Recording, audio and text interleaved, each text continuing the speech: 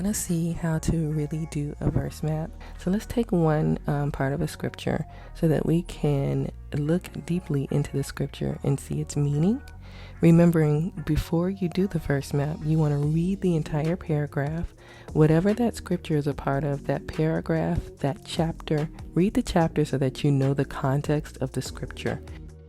You know what's actually going on with the scripture. That's the first thing.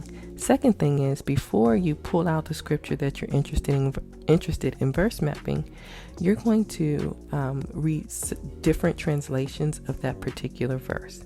So if you are reading it in the NLT, go ahead and pull it in NIV or an ESV so that you can see the variation in the scripture.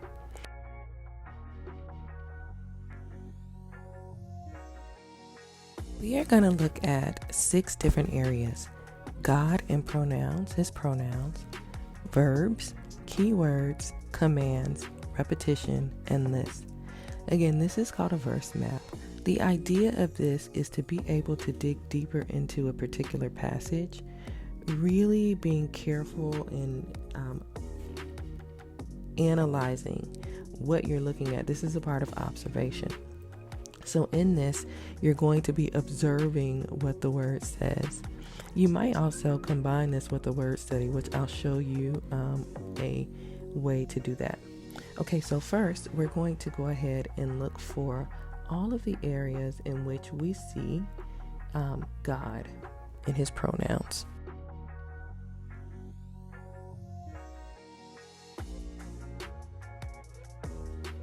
Looks like we got everything there. Now we're going to go ahead and go to verbs. The verbs are going to be the words, the action words, right? What is he doing? So I'm going to use a little squiggly line.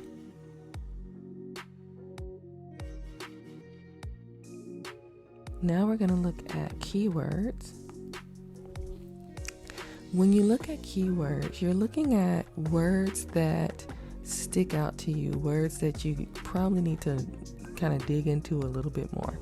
I'm going to identify keywords by underline.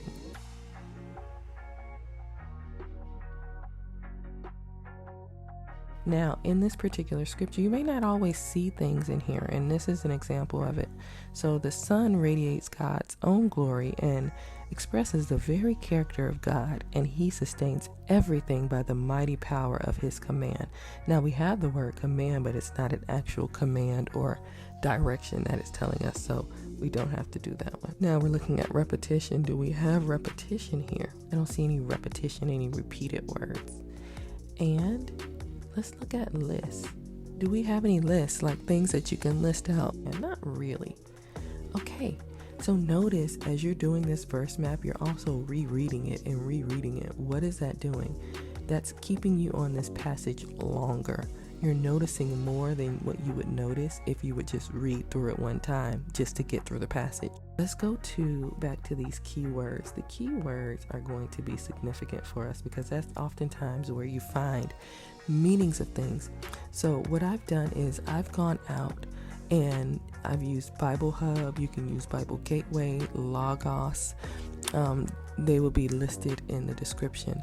But I will use a Bible dictionary, a concordance, to find the meaning of these words. So the first one I'm going to go with is understanding. Now this is Hebrews, right? So we're looking at the Greek. Understanding the word, the meanings of the word.